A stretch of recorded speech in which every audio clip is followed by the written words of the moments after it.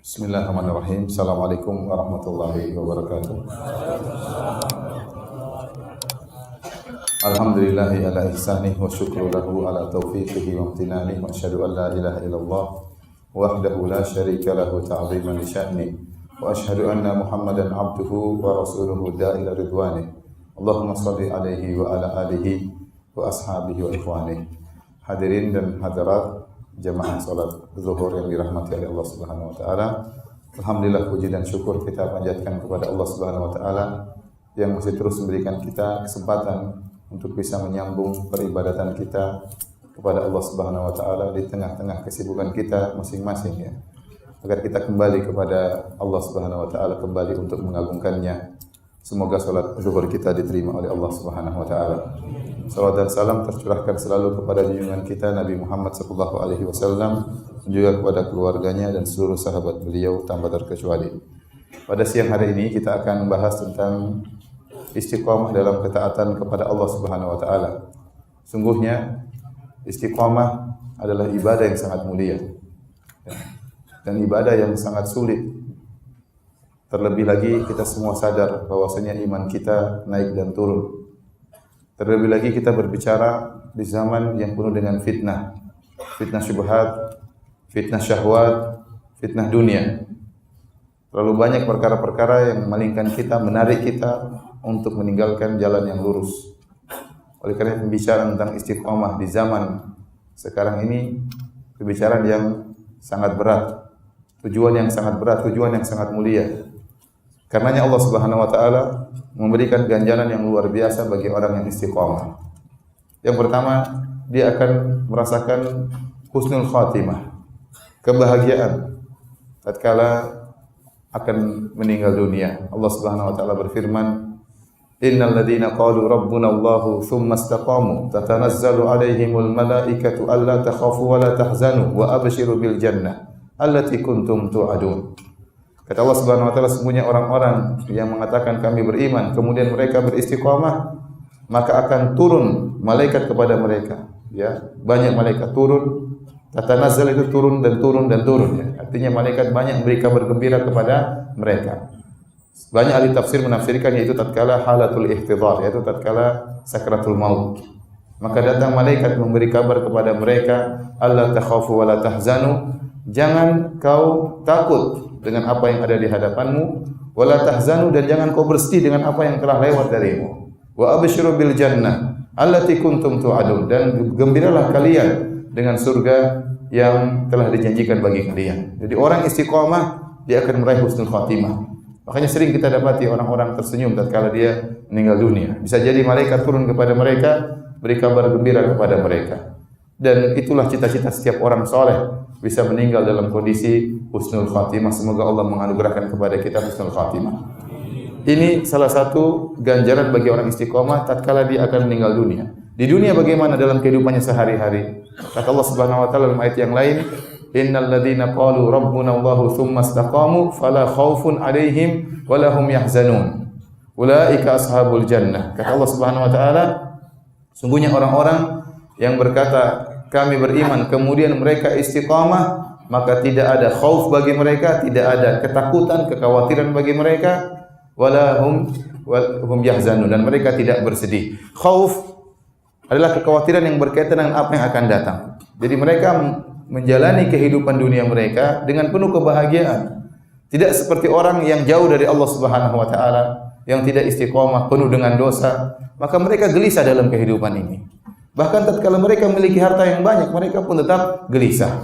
Ada orang-orang yang mungkin hartanya tidak banyak, mungkin hidupnya pas-pasan, tapi mereka selalu tersenyum, ya, tidak terlalu khawatir, tidak terlalu bersedih dengan apa yang telah lalu. Ada orang sebaliknya, memiliki harta yang banyak tapi khawatir, bisnisnya khawatir hancur, bisnisnya khawatir ada saingannya, banyak kekhawatiran yang dia rasakan padahal harta di tangannya. Ya, kemudian banyak perkara-perkara masa lampau, ya, yang mendatangkan kesedihan selalu dia pikirkan. Itu bukan ciri-ciri orang-orang yang istiqamah. Orang yang istiqamah selalu di atas di jalan Allah Subhanahu wa taala, Allah hilangkan itu semuanya. Kata Allah, fala khaufun 'alaihim wa lahum yahzanun. Tidak ada ya kekhawatiran, ya berlebih-lebihan, kegelisahan dalam kehidupan mereka, dan juga tidak ada kesedihan yang menghantui mereka dalam kehidupan mereka. Nah, orang kalau sudah mencapai derajat istiqomah, dia akan bahagia, Ya, oleh karenanya para hadirin dan hadirat yang dirahmati oleh Allah Subhanahu wa taala, ini ganjaran yang luar biasa bagi orang yang hidup dengan istiqomah, ya, dijanji surga di akhirat, tatkala halatul ihtidar sakaratul maut juga bergembira, dan dalam kehidupan dunia juga bahagia. Namun saya katakan tadi, ini perkara yang sangat berat. Oleh karenanya Nabi SAW sebutkan di antara 7 golongan yang akan Allah naungi pada hari kiamat kelak, tatkala jarak matahari cuma 1 mil, di antaranya kata Nabi SAW, syabun nasya'a fi ibadatillah, yaitu anak muda yang tumbuh di atas ketaatan kepada Allah, yaitu anak muda yang istiqomah. Ya, anak muda yang istiqomah. Saya rasa para hadirin kebanyakannya masih muda, ya. Saya juga masih muda, alhamdulillah. Ya, jadi kita semua ini sekarang dalam kondisi muda. Mampukah kita untuk istiqomah di tengah-tengah fitnah yang luar biasa sekarang ini, gejolak syahwat yang luar biasa, ya, tarikan dunia yang sangat luar biasa. Inilah ujian hidupnya. Barang siapa yang istiqomah, yakin dia akan bahagia di dunia, terlebih lagi di akhirat. Taib. Pertanyaan berikutnya. Bagaimana cara istiqomah? Yang pertama, para hadirin dan hadirat yang dirahmati oleh Allah Subhanahu wa taala, tidak ada yang ragu bahwasanya untuk bisa istiqomah yang pertama adalah berdoa kepada Allah Subhanahu wa taala. Ini senjata seorang mukmin, bukan senjata yang terakhir doa. Doa itu senjata yang pertama. Banyak orang menjadikan doa sebagai senjata terakhir, itu salah. Doa itu senjata yang pertama. Yang lain baru nunut, baru ngikut kepada doa. Maka seorang selalu menjadikan doanya sebagai senjata utama dalam kehidupannya sehari-hari. Dan di antaranya doa yang paling agung untuk minta istiqamah adalah ihdinas siratal mustaqim. Ihdinas siratal mustaqim. Maka saya anjurkan kepada diri saya pribadi yang sering lalai, dan juga kepada para hadirin, tatkala membaca ayat ini, ya, iyyaka na'budu wa iyyaka nasta'in, ini kita bertawassul dengan amalan kita. Iyyaka na'budu, ya Allah, hanya kepada Engkau lah aku beribadah, ya Allah. Aku tidak beribadah kepada berhala, aku tidak beribadah kepada nabi, aku tidak beribadah kepada malaikat, aku tidak beribadah kepada wali. Hanya kepada Engkau lah aku beribadah. Ya Allah, aku selalu berusaha untuk ikhlas. Aku tidak mengharapkan pujian dari manusia, tidak mengharapkan sanjungan dari manusia. Iyyaka na'budu wa iyyaka nasta'in, hanya kepada Engkau kami mohon pertolongan. Baru kita minta ihdinas siratal mustaqim, tunjukkanlah kami jalan yang lurus. Sering orang bertanya, Ustaz, apakah kita tatkala mengatakan tunjukkanlah kami jalan yang lurus, berarti kita belum lurus? Tidak. Bisa jadi kita belum lurus, maka kita perlu diluruskan. Dan kalau kita sudah lurus, masih banyak pintu-pintu kebaikan yang harus kita ditunjukkan. Masih banyak kebaikan yang masih kita jahil, kita belum ngerti. Maka kita bilang, ihdinas siratal mustaqim, ya Allah, tunjukkanlah kami kebaikan-kebaikan yang lain yang kami belum tahu. Dan tegarkanlah kami di atas jalan kebaikan yang sudah kami tempuh. Alhamdulillah kita sekarang di atas iman. Alhamdulillah kita salat 5 waktu. Alhamdulillah kita salat di masjid. Alhamdulillah kita ikut pengajian. Ya Allah, tegarkan aku di atas jalan tersebut. Ini di antara makna dari ihdinas siratal mustaqim. Ya, dan kita hadirkan bahwa istiqomah itu bukan perkara yang ringan, berat. Saya katakan di zaman sekarang ini, kata orang zaman now, ya, HP aja bisa bikin kita rusak. HP bisa bikin kita rusak. Ya, hidayah, kesesatan, ya, ada dalam HP, ya. Syekh Google terkadang menunjukkan kebaikan, terkadang Syekh Google menunjukkan kepada kesesatan, membuka pintu-pintu kesesatan. Makanya ujian sekarang, kalau orang dahulu ingin selamat, dia masuk dalam rumahnya, tutup pintu, dia tidak akan terkena fitnah. Sekarang orang masuk dalam rumah, tutup pintu, malah terfitnah. Fitnah dia bawa di mana-mana, di HP-nya, dia kantongin. Maka kalau HP-nya ketinggalan, dia pulang ambil fitnah tersebut. Maka saya katakan zaman sekarang luar biasa, ya, fitnah begitu keras, begitu menggoda. Betapa banyak orang hancur gara-gara, ya, HP-nya ini, ya. Karenanya para hadirin, ya, tatkala kita berdoa ihdinas siratal mustaqim, benar-benar kita hadirkan, ya Allah, aku sangat butuh bimbingan-Mu, ya Allah. Tunjukkanlah aku pada jalan yang lurus, ingatkanlah aku jika aku bersalah, bukakanlah bagiku pintu-pintu kebaikan yang belum aku ketahui. Ini doa yang paling agung kita baca tatkala dalam salat kita, ihdinas siratal mustaqim. Kemudian di antara doa yang paling banyak Nabi baca dalam sujud beliau, ya muqallibal qulub, tsabbit qalbi ala dinik. Saya harap dihafal doa ini. Ya muqallibal qulub, yang artinya wahai zat yang membolak-balikkan hati manusia. Tsabbit qalbi ala dinik. Ya Allah, tetapkanlah aku di atas ketaatan kepadamu. Tetapkanlah aku di atas ketaatan kepadamu. Ini doa yang sering dibaca oleh Nabi. Sampai ada yang bertanya, ya Rasulullah, betapa sering kau membaca doa itu? Ya muqallibal qulub, tsabbit qalbi ala dinik. Padahal Nabi SAW, ya, Sudah jelas masuk surga, sudah jelas pintu surga tidak terbuka kecuali yang mengetuk Nabi SAW. Orang yang paling bertakwa, tapi Nabi tahu bahwasanya hatinya di tangan Allah Subhanahu Wa Taala. Nabi berkata, Innal quluba baina usbu'aini min asabi'ir rahman yuqallibuha kaifa yasha. Sungguhnya hati-hati manusia berada di antara dua jemari Allah Subhanahu Wa Taala. Allah membolak-balikannya yang sesuai dengan yang Allah kehendaki. Insya'a aqamaha wa insya'a zaghaha. Kalau Allah berkehendak Allah luruskan, Allah istiqomahkan. Kalau Allah berkehendak Allah simpangkan hati tersebut. Nabi berdoa, ya muqallibal qulub, wahai pembolak-balik hati manusia, tegarkanlah hatiku di atas agama. Itu Nabi sallallahu alaihi wasallam. Bagaimana lagi dengan kita yang jauh dari keimanan Nabi sallallahu alaihi wasallam. Maka seorang meminta kepada Allah dengan benar-benar serius doa ini, ya Allah, tegarkanlah hatiku di atas agama, dan saya harap dihafalkan doa ini, Kemudian di antara doa yang perlu kita perhatikan juga doa, zikir pagi petang. Seorang muslim berusaha untuk membiasakan diri untuk membaca zikir pagi petang. Dan tatkala dia baca zikir pagi petang, dan dalam zikir pagi petang tersebut banyak doa-doa, dia renungkan maknanya. Dia merenungkan, karena dalam zikir pagi petang tersebut banyak permintaan agar kita dihindarkan dari godaan syaitan. Banyak, Hampir seluruh zikir pagi petang isinya agar kita dijauhkan dari godaan. Contoh seperti zikir pagi petang sederhana, Allahumma afini fi badani, Allahumma afini fi sam'i, Allahumma afini fi basari, la ilaha illa anta. Ini dibaca 3 kali. Kalau di pagi hari, ya Allah, jagalah badanku. Ya Allah, jagalah pendengaranku. Ya Allah, jagalah penglihatanku. Ini kita minta tiap pagi hari. Karena kita tahu di hadapan kita banyak fitnah. Fitnah yang kita dengar, berita-berita yang kita dengar, fitnah yang kita lihat, aurat-aurat wanita yang kita lihat, banyak hal-hal yang haram yang kita lihat. Maka kita berdoa kepada Allah dengan benar-benar mohon kepada Allah agar Allah membimbing kita. Jadi yang pertama adalah berdoa kepada Allah Subhanahu Wa Taala agar seorang bisa istiqomah. Kemudian yang kedua, agar bisa istiqamah, jangan lupa memilih teman yang benar. Cari komunitas. Seorang jangan bersendirian. Tatkala orang sendiri mudah digoda oleh syaitan. Cari komunitas. Cari teman-teman yang saleh. Bergaul dengan teman-teman yang saleh. Rasulullah SAW perintahkan demikian. Rasulullah SAW mengatakan perumpamaan jalis susu, jalis saleh, perumpamaan teman yang baik dengan teman yang buruk. Teman yang baik seperti penjual minyak wangi. Kalau tidak dia berikan hadiah kepada kita minyak wangi, paling tidak kita mendapati cipratan wangi yang ada darinya. Jadi kita berusaha cari teman yang baik. Kalau ada teman yang soleh di zaman sekarang, pegang erat-erat. Jangan biarkan dia pergi sendiri, ikut sama dia. Jadi pegang dia erat-erat. Kata Nabi SAW, Al-mar'u ala dini khalilihi, falyanzur ahadukum man yukhalil. Kata Nabi SAW, seseorang itu di atas agama temannya. Maka seorang lihat-lihat siapa yang mau dijadikan temannya.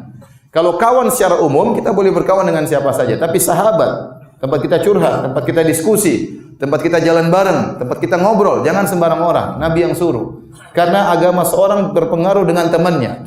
Karena kita tahu kalau kita sudah bersahabat dengan seorang, kalau kita enggak yang terpengaruh, dia yang terpengaruh. Antara dua. Kita ikut dia atau dia ikut kita. Karena pasti ada sinkronisasi. Kalau tidak ada sinkronisasi, pertemanan tersebut pasti buyar. Maka kita jangan salah pilih teman. Kita cari teman yang kita bisa beri manfaat sama dia, kita bisa ajak dia pada kebaikan, atau kita yang diajak oleh dia pada kebaikan. Adapun kalau kita bergaul sama seorang teman ternyata tidak ada manfaatnya, selalu mengarahkan kita kepada keburukan, tinggalkan teman tersebut. Cuek saja, tidak peduli apa kata dia. Karena keselamatan agama kita lebih penting. Maka cari teman yang baik, yang bisa mengingatkan kita tatkala kita salah, yang tidak pekewuh, tidak malu kalau menegur kita tatkala kita salah. Itu teman yang luar biasa. Banyak teman kalau sudah berteman, temannya salah dia tidak tegur. Ini teman pengkhianat. Bagaimana sahabat Anda salah Anda tidak tegur? Kalau Anda seorang teman yang baik, sahabat Anda salah, tegur dengan cara yang baik. Itu nama sahabat. Yang diperlukan saat-saat kita bersalah, saat-saat kita menyimpang, itu teman yang baik. Cari teman seperti itu, agar kita bisa masuk dalam komunitas yang baik, dan ini sangat membantu kita istiqomah. Kalau kita salah bergaul, kita sangat mudah menyimpang dari jalan Allah Subhanahu wa taala. Kemudian di antara hal yang membantu kita untuk istiqamah yaitu sering beristighfar kepada Allah Subhanahu wa taala. Hadirin yang dirahmati oleh Allah Subhanahu wa taala, bukan maksud istiqamah kita tidak pernah salah. Jangan disalahpahami. Namanya istiqomah, tidak boleh salah. Ini mustahil. Kalau cuma begitu yang bisa istiqomah cuma Nabi Muhammad sallallahu alaihi wasallam. Tapi istiqomah ya, yaitu kita berusaha di jalan yang lurus. Sesekali kita melenceng, maka harus segera kembali. Sesekali kita menyimpang, maka harus segera kembali. Dan kita pasti menyimpang, enggak mungkin enggak menyimpang. Dalam hadis kata Nabi sallallahu alaihi wasallam, "Istaqimu wa lan tuhsuh." Istiqomahlah kalian dan kalian tidak bakalan mampu. Istiqomahlah kalian dan kalian tidak bakalan mampu. Ya, pasti ada menyimpang. Makanya dalam hadis kata Rasulullah sallallahu, "Inna hadzal din yusrun, wa lan yushaddad dina ahadun illa ghalabah." Sungguhnya agama ini mudah. Tidaklah seorang berlebihan dalam agama kecuali akan dikalahkan, ya. Fasaddidu wa qaribu wa abshiru. Kata Nabi wasaddidu, ya. Fasaddidu, tepatlah kalian, wa qaribu atau mendekati pada ketepatan, wa abshiru dan gembiralah dengan surga. Yang dituntut dari kita tasdid atau sadat, itu tepat. Inilah istiqomah yang benar. Tetapi tidak semua orang bisa mencapai pada kesempurnaan. Ya, maka Nabi mengatakan wa qaribu, dekatilah kepada apa? Kebenaran. Ya, yang penting kita menuju pada mendekat dengan kebenaran, ya, itu berarti sudah tepat, ya. Ada orang yang istiqomah luar biasa, salat 5 waktu sebelum orang azan dia sudah di masjid. Nah, ini istiqomahnya top. Ada yang tidak bisa demikian, sudah mau qomat baru dia sampai di masjid. Enggak apa-apa, yang penting berusaha menuju kepada kebaikan, ya. Kita menuju ke sana pingin tepat waktu, tapi tidak setiap orang bisa. Tapi jangan tinggalkan masjid. Jangan tinggalkan masjid. Insya Allah yang tepat dapat kabar gembira, yang qaribu juga yang mendekati juga mendapat kabar gembira dari Nabi sallallahu alaihi wasallam. Kalau kita sudah berusaha dua-duanya, pasti sesuatu kita menyimpang. Tatkala kita menyimpang, maka segera kembali kepada Allah Subhanahu wa taala. Karena tidak mungkin seorang bisa lurus selalu, siapapun dia.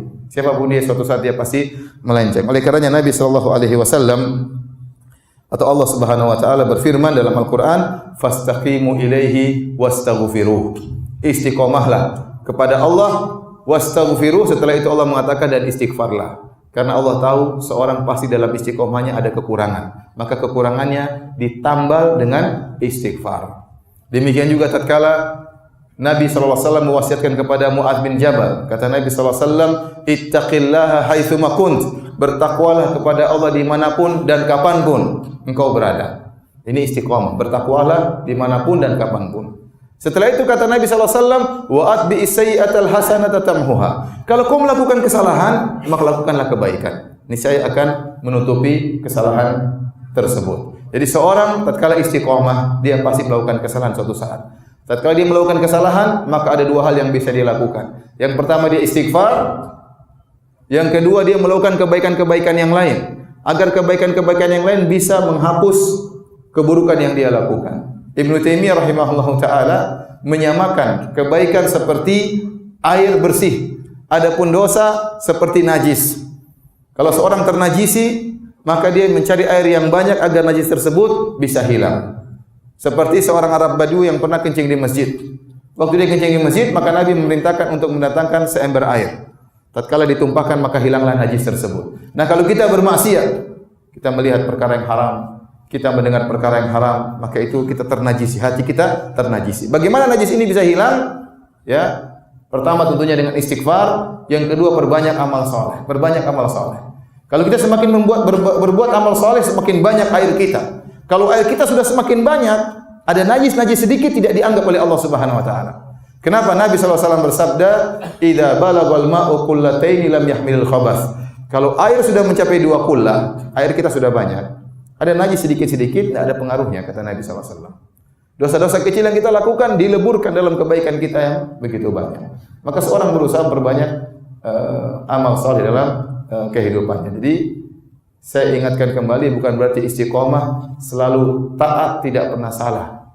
Ya, kita mungkin salah. Makanya para ulama mengatakan tanda kebahagiaan pada seseorang ada 3. Idza u'tiya syakar, kalau dia diberi karunia oleh Allah dia bersyukur. Wa idza tuliya sabar, kalau dia diuji oleh Allah dia bersabar. Wa idza aznaba istighfar, kalau dia berdosa segera dia beristighfar. Selama kita masih berada dalam lingkup 3 perkara ini, maka kita orang yang istiqamah, maka kita adalah orang yang bahagia. Baik hadirin, dan hadirat yang dirahmati oleh Allah Subhanahu wa taala, di antara hal yang membantu kita untuk istiqamah, biasakan diri untuk melakukan hal-hal yang sunnah, ya. Hal-hal yang sunnah. Yang wajib jangan kita tinggalkan. Itu sudah keharusan. Kalau kita lagi futur, terkadang kita lagi malas, mungkin perkara-perkara yang sunnah kita tinggalkan, tapi jangan sampai yang wajib kita tinggalkan. Kalau yang wajib mulai kita tinggalkan, maka agama kita akan segera hancur. Jadi untuk membentengi yang wajib, bagaimana? Yang sunnah kita bentengi. Setan semakin sulit untuk menggoda. Kenapa? Sebelum dia menggoda yang wajib, sunnah-sunnah sudah menghalangi. Ya, makanya seorang puasa di bulan Ramadan. Setelah puasa bulan Ramadan, jangan lupa hari-hari dia isi dengan puasa sunnah. Boleh dia puasa 3 hari dalam sebulan. Terserah hari apa saja, bebas. Kalau bisa Ayyamul Bid 13, 14, 15 bulan Hijriyah, maka itu yang terbaik. Kalau enggak 3 hari kapan saja enggak jadi masalah. Yang penting sebulan 3 hari. Kalau dia punya semangat lebih lagi, dia puasa 8 hari dalam sebulan, itu puasa Senin, Kamis. Lebih semangat lagi. Kalau dia semangat lagi, ya, dan ini susah, puasa Daud, ya. Puasa Daud. Sehari berbuka, sehari puasa. Terkadang yang marah istri, enggak boleh kamu puasa Daud. Jadi, tapi maksud saya ini di antara hal yang menjaga puasa kita. Kita sudah puasa Ramadan, alhamdulillah, puasa sunnah jangan tinggalkan. Saya tidak usah berat-berat, sebulan 3 kali lah, sebulan 3 hari kita sisihkan waktu untuk puasa. Ini membantu kita istiqomah, karena kita menjaga yang wajib kita dengan perkara yang sunnah. Setan semakin sulit untuk menggoda, karena kita bentengi agama kita dengan perkara-perkara yang sunnah. Salat pun demikian. Salat jangan cukupkan cuma 5 waktu, salat rawatib, qabliyah dan ba'diyah. Ini benteng bagi salat kita, ya. Kalau kita sudah mampu rawatib, tingkatkan. Jangan lupa salat witir. Ya, salat witir. Kalau mampu lagi salat malam. Kalau ada waktu salat duha. Sudah, itu hari-hari kita lakukan. Itu jalan istiqamah. Jalan istiqamah. Kemudian kalau ada waktu, jangan lupa untuk baca Quran setiap hari. Bagaimana seorang mau istiqamah sementara hari-hari lewat tidak ada Quran yang dia baca? Kita tidak usah banyak teori. Kalau mau istiqomah, lakukan sunnah-sunnah Nabi SAW. Baca Quran tiap hari. Baca Quran tiap hari. Kalau tidak mampu 1 juz, setengah juz, ya 1 halaman tidak jadi masalah. Yang penting tiap hari ada Quran yang kita baca. Karena itu yang membuat kita kokoh, hati kita terisi dengan ya sentuhan-sentuhan rohani sehingga kuat hati kita. Dan yang terakhir para hadirin yang Allah Subhanahu wa taala, ingin saya ingatkan, istiqomah tidak mungkin kita kerjakan kecuali kalau hati kita istiqomah dan lisan kita. Hati-hati masalah lisan. Dalam hadis dalam Musnad Al-Imam Ahmad, Nabi SAW bersabda, "La yastaqimu imanul abdi hatta yastaqima qalbuhu, wa la yastaqima qalbuhu hatta yastaqima lisanuhu." Kata Nabi SAW, tidak mungkin istiqomah iman seorang hamba sampai istiqomah hatinya. Dan tidak mungkin istiqomah hatinya sampai istiqomah lisannya. Ini dalil sangat jelas bahwasanya istiqomah berkaitan dengan lisan. Dengan lisan. Di zaman sekarang ini yang menunjukkan lisan selain lisan adalah tulisan. Adalah tulisan. Dan kita sekarang sedang berada di zaman media sosial. Maka hati-hati dalam berbicara. Hati-hati dalam mengungkapkan baik dengan lisan maupun tulisan. Hati-hati berkomentar ya dalam media sosial. Jangan sembarang berkomentar ya. Jangan sembarang memberi analisa, jangan sembarang mencaci, jangan sembarang mencela. Itu akan berpengaruh dengan istiqomah kita. Ya, kalau ada teman kalimatnya kotor, kata-katanya kotor, tinggalkan, jangan berteman dengan orang tersebut. Kalau ada orang menghadang kita dalam komentar kata-kata kotor, jangan dikomentari. Jangan digubrisi, ditinggalkan orang tersebut. Betapa banyak orang terpancing dalam komentar. Tatkala buka kabar di bawah ada komentar malah bantah-bantahan, kemudian debat-menebat, kemudian cacian dan makian. Buat apa? Tatkala dalam Facebook kemudian terjadi caci maki, tidak perlu. Kita tidak tahu siapa lawan kita. Betapa banyak orang sudah mengeluarkan tenaga untuk membantah, ternyata lawannya bencong misalnya. Ngapain? Dia tidak tahu siapa orang tersebut. Maka saya katakan jaga lisan kita. Kata Allah Subhanahu wa taala, wa qulu qaulan sadida. Ucapkanlah perkataan yang lurus. Barang siapa yang tidak menjaga lisannya, tidak menahan dirinya. Sekarang zaman orang suka berkomentar, suka menulis, suka mengungkapkan, hati-hati. Suka menganalisa padahal bukan bidangnya. Terkadang analisanya ngawur, terkadang analisanya dibangun di atas data-data yang tidak valid. Siapa yang bisa menjamin data masuk dengan data yang valid? Betapa banyak orang berkomentar, ternyata datanya tidak valid. Ya. Karenanya hati-hati. Di zaman sekarang ini lebih baik banyak diam. Anda yang punya kapasitas berkompeten untuk berbicara, silakan berbicara. Kalau Anda tidak yakin dengan keputusan Anda, mendingan diam. Karena ini pengaruh dengan istiqomah Anda, berpengaruh dengan agama Anda. Percuma seorang rajin sholat, kemudian bikin analisa yang buat orang takut, orang ketakutan, orang ternyata analisa yang salah. Percuma seorang rajin sholat, kemudian dia mencaci maki orang lain, ya, menyebarkan kedustaan, tersebar kedustaan tersebut di seantero Indonesia bahkan dunia, maka mengerikan. Maka seorang lebih baik banyak, ya, diam dan sibukkan dengan perkara-perkara privasinya. Kata Nabi SAW tatkala zaman fitnah, kata Nabi SAW, "Alaika bi khassati amrik." Hendaknya kau sibuk dengan privasimu. Hendaknya kau sibuk dengan privasimu. Kita punya kerjaan, konsen di kerjaan. Anak kita perhatikan, istri kita perhatikan, istri-istri kita perhatikan, anak-anak kita perhatikan, ya. Ya, itulah kebahagiaan. Sebagian orang terlalu sibuk dengan perkara-perkara yang bukan bidangnya, ngomong sana, ngomong sini. Istrinya jadi tumbal, tidak bahagia. Anaknya jadi tumbal, tidak bahagia. Kenapa? Tidak ada waktu buat anaknya, tidak ada waktu buat istrinya. Bagaimana mau istiqomah? Ya. Maka hati-hati, kata Nabi, tidak akan istiqomah seorang sampai istiqomah apa? Lisannya. Demikianlah para hadirin dan hadirat yang dirahmati Allah Subhanahu wa taala, materi yang bisa kita sampaikan. Masih ada waktu kalau ada yang mau bertanya, saya persilahkan berkaitan dengan materi kita atau di luar materi, semoga bisa dijawab. Allah taala alam bisawab. Bagi jemaah yang ingin bertanya, kami persilakan.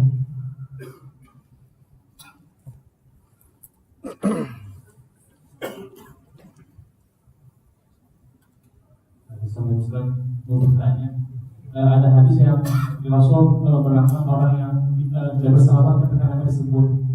Tapi saya lihat di YouTube itu banyak ustaz atau para dai itu. Ulang saya kurang jelas gimana? Ada hadis yang bilang Nabi akan melaknat orang yang tidak disebut namanya tidak bersalawat. Bukan apa? Tidak melaknat sih. Bakhil.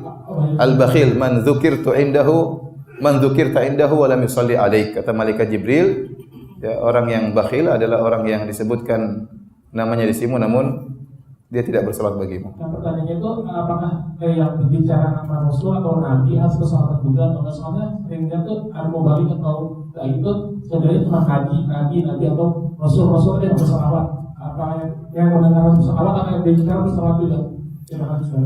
Ya, praktek para ulama tatkala mereka menyebut Nabi, mereka ucapkan sallallahu alaihi wasallam. Salawat minimal adalah ada salat, ada salam. Itu salawat minimal. Jadi sallallahu alaihi wasallam itu salawat yang minimal. Karena Allah berfirman, ya ayyuhalladzina amanu sallu alaihi wasallimu taslima. Wahai orang yang beriman, bersalawat dan bersalam kepada Nabi sallallahu alaihi wasallam. Jadi paling minimal sallallahu alaihi wasallam, alaihi salatu wassalam misalnya. Atau kita bersalawat dengan salawat yang panjang, ya.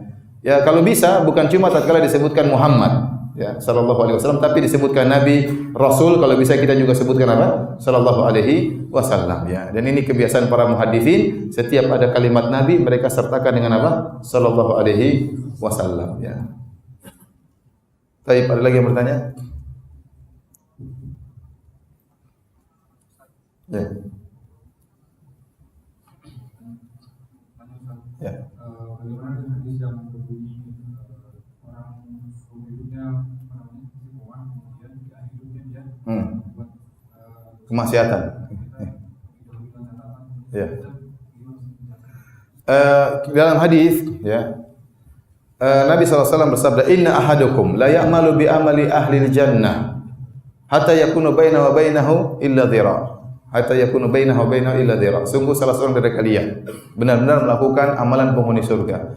Hadis tersebut Nabi tidak menyebutkan istiqomahan, tapi Rasulullah SAW menyebut ada seorang hamba yang dia benar-benar melakukan amalan penghuni surga sampai jarak dia dengan surga hanya sehasta. Kemudian sudah kedahuluan takdir, fayamalu bi amali ahli nar faidkhuluha. Di akhir hayat kemudian dia melakukan amalan penghuni neraka, kemudian dia masuk neraka jahanam. Kok bisa demikian? Maka para ulama menjelaskan, diriwayatkan dalam riwayat yang lain kata Nabi, inna ahadakum la ya'malu bi amali ahli jannah fima yabdu linnas. Sungguh salah seorang dari kalian melakukan amalan penghuni surga yang nampak bagi manusia. Sehingga para ulama seperti Ibnu Rajab Al-Hambali menyebutkan orang ini dia beramal soleh tapi ada penyakit hatinya, entah dia riya, entah dia sombong. Ada orang beramal soleh tapi dia angkuh, ada. Ada orang beramal soleh tapi dia apa? Riya. Ada orang beramal soleh tapi dia punya penyakit di hati. Nampak di hadapan manusia kayaknya dia orang soleh, tapi hakikat hatinya yang tahu hanya Allah. Maka Nabi mengatakan, fima yabdu linnas. Dia beramal soleh menurut pandangan manusia. Di akhir hayatnya Allah akan tampakkan hakikat orang ini. Kalau dia selama ini ternyata beramal soleh tidak beres niatnya, di akhir hayatnya dia akan beramal amalan penghuni neraka jahanam. Maka dia pun beramal keburukan akhirnya masuk neraka ya. Jadi hadis ini banyak faedah yang bisa kita ambil. Di antaranya seorang jangan pede dengan imannya. Jangan pernah pede dengan imannya. Jangan merasa ujub dengan imannya. Kenapa? Tidak ada seorang pun dari kita yang tahu bagaimana penghujung hidupnya. Ya, maka seorang senantiasa minta agar bisa istiqamah di sisi Allah Subhanahu wa taala. Karena sebagian orang kemudian, oh, saya sudah begini kok, saya sudah begini. Belum tentu, ente enggak tahu akhir hayat ente bagaimana. Ya. Ini di antara faedahnya. Yang kedua kata Al-Imam Ibnu Daqiq al-Id rahimahullahu taala, namun meskipun hadis ini ya kita yakini kebenarannya, kenyataannya karena Rasulullah menyebutkan setelah itu, wa inna ahadakum la ya'malu bi amali ahlin nar. Sungguhnya salah seorang dari kalian melakukan amalan penghuni neraka, tukang maksiat. Kalau dia meninggal dia masuk neraka, tetapi di akhir hayatnya dia beramal dengan amalan penghuni surga, maka dia pun masuk dalam surga. Jadi ada orang yang awalnya baik kemudian jadi buruk, ada orang yang buruk kemudian akhirnya jadi baik. Kenyataan yang ada kata Ibnu Daqiq al-Id, kebanyakan orang biasanya bekas penjahat. Ini kebanyakannya demikian. Jarang bekas orang baik, jarang. Kita dapati banyak penjahat yang apa? Baik, banyak koruptor yang sadar, kemudian tukang judi yang sadar, tukang zina yang sadar. Tapi kalau ustadz jadi penjahat itu jarang. Jarang. Oleh karena dia mengatakan kalau orang amalnya saleh, maka insya Allah biasanya Allah akan jaga. Biasanya Allah akan jaga. Tapi kita jangan pede ya. Tapi karena Rasulullah jelaskan yang orang yang seperti ini modelnya adalah orang yang dia beramal saleh menurut pandangan manusia. Ternyata hatinya apa? Bermasalah ya, hatinya bermasalah. Tapi kalau orang sudah berusaha untuk ikhlas, untuk berusaha tulus, senantiasa menjaga amal-amalan sunnah, maka biasanya dia dituntut dengan kebaikan. Dan kebanyakan orang seperti itu. Kita dapati banyak orang rajin ke masjid, biasanya juga husnul khatimah. Orang ini sering bersedekah, biasanya juga husnul khatimah ya. Kita dapati juga di lain sisi ada orang dulunya pezina, perampok, tahu-tahu sadar. Tetapi yang buruk jadi yang baik jadi buruk itu langka. Langka. Oh, ini dulu ustaz, sekarang jadi bajingan. Ya ada, tapi ada juga ya memang. Tapi langka. Oh ini dulu orang rajin sholat, sekarang jadi pezina. Hampir enggak ada. Ada tapi jarang. Kenapa? Rahmat Allah luas. Oleh karenanya kalau kita sudah rajin beribadah, kita husnudzon tapi jangan pede. Jangan pede saya pasti husnul khotimah, kita enggak tahu. Itu urusan Allah Subhanahu wa taala ya. Paham ya? Ya, silakan.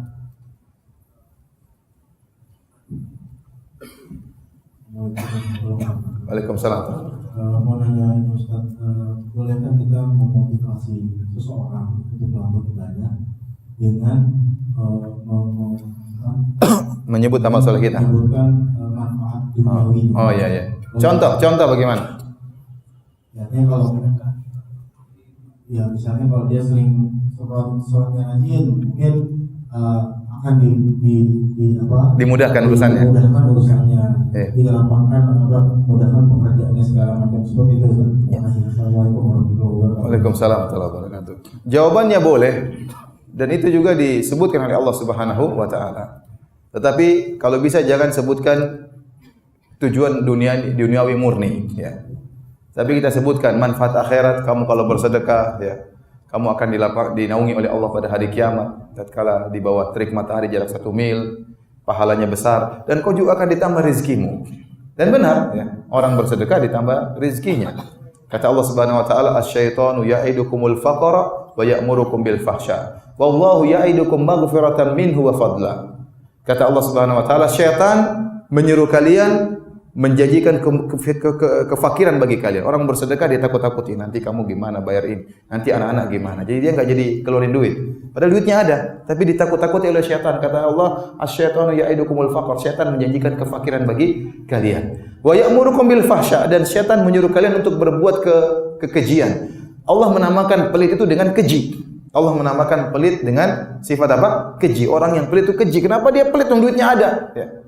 Kenapa dia pelit? Bagi-bagi sedikit rezeki dari Allah. Kenapa? Kenapa tidak mau dilakukan? Ini orang yang keji.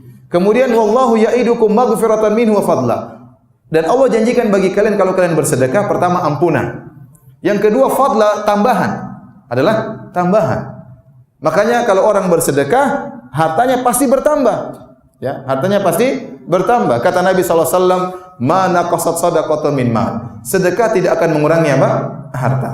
Zahirnya kita punya uang 1 juta, kita sedekahkan 100.000, tinggal 900.000. Secara kasat mata tinggal 100.000. Tapi kata Nabi enggak mungkin berkurang. Berarti akan bertambah. Gimana? Itu bukan urusan kita. Itu urusan Allah Subhanahu wa taala. Oleh karenanya Allah menamakan orang yang menyumbang, dia memberi utang kepada Allah. Kata Allah, "Man dzalladzi yuqridullaha qardan hasanan fayudha'ifahu lahu adhafan katsira." Ya, barang siapa yang memberi pinjaman yang baik kepada Allah, maka Allah akan lipat gandakan balasannya. Berarti Allah bermuamalah dengan kita dengan riba. Ya tidak? Ini riba yang boleh. Kalau kita kasih sumbangan sama Allah, Allah balas dengan apa? Riba. Allah janji saya akan kasih riba bagi kalian, tapi ini riba yang halal. Riba yang halal. Bahkan Allah menamakan dengan pinjaman. Kenapa? Kenapa Allah namakan dengan pinjaman? Supaya kalian yakin pasti dikembalikan. Kalau kita kasih pinjam sama orang kaya, ada orang kaya butuh sama saya, "Firanda, saya butuh uang sama kamu." Kita tahu dia orang kaya, punya hotel. Kebetulan lagi safar nggak bawa duit. Mau pinjam berapa, Pak? 1 miliar. Kalau saya punya uang saya kasih, karena saya tahu dia pasti bisa kembalikan, karena duit dia triliunan. Tapi kalau orang miskin pinjam uang, "Ustaz Firanda pinjam uang." Aduh, tunggu ya, saya lihat dulu ya. Karena saya ragu dia bisa kembalikan atau tidak. Paham? Saya ragu. Nah, kalau kita pinjamkan duit sama orang kaya, kita yakin pasti kembali. Apalagi kalau kita pinjamkan kepada zat yang maha kaya, yang sudah menjamin akan memberikan bayaran riba bagi kita. Kalau ada yang ingin dapat riba, maka beri sumbangan kepada Allah Subhanahu wa taala. Nah, kita tatkala memotivasi orang dengan hal ini boleh-boleh saja. Tapi jangan sampai hilang dari hatinya pahala di akhirat. Ya, terus harus kita ingatkan. Makanya Allah tatkala mengatakan, "Wallahu ya'idukum maghfiratan." Allah sebutkan dulu pahala akhirat.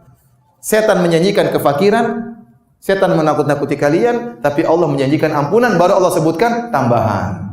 Jadi harus ganjaran akhirat didahulukan, baru kemudian ganjaran apa? Duniawi. Baik. Sudah ya? Sampai sini saja. Nah, kajian kita sudah jam 1 ya. Antum ada tugas yang berikutnya. Ya, saya pun ada tugas berikutnya. Demikian, subhanakallah bihamdik, asyhadu an la ilaha illa anta, astaghfiruka wa atubu ilaik. Assalamualaikum warahmatullahi wabarakatuh.